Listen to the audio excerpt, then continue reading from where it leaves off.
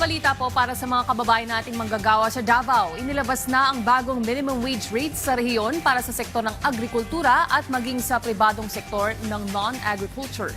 Yan ang ulat ni Regine Lanuza ng PTV Davao.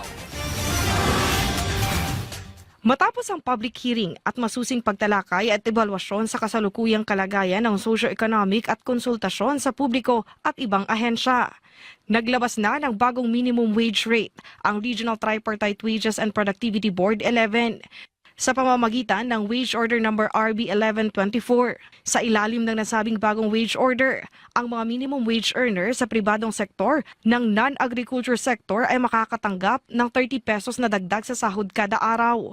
Nahahatiin sa dalawang yugto simula Marso 13. Sa kasalukuyan, nasa 510 pesos ang sahod at magiging 525 pesos na at sa September 1, 2026 ay madadagdagan muli ito at papalo na sa 540 pesos.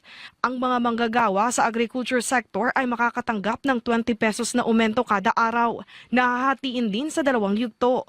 Ang 505 pesos na minimum daily wage magiging 515 pesos at sa September 1 ay magiging 525 pesos na ito.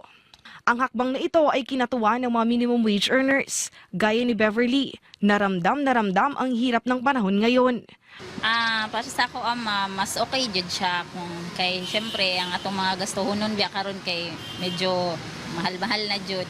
Say gani 1,000 pag makuhaan murag wala na. Ang katrabaho naman ni Beverly na si MM Kanya ay masaya rin sa nasabing balita. Nagmamahal na anya ang mga bilihin ngayon, lalo na ang mga pangunahing pangangailangan. Kaya hindi na talaga sapat ang sahod sa kasalukuyan. Kaya naman dinadaan na lamang niya sa diskarte upang mapagkasya ang kanyang sweldo.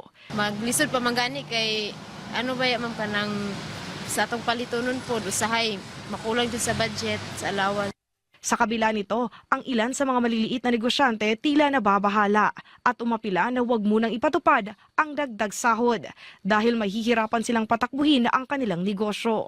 Mula sa PTV Davao, Regine Lanuza para sa Pambansang TV sa Bagong Pilipinas.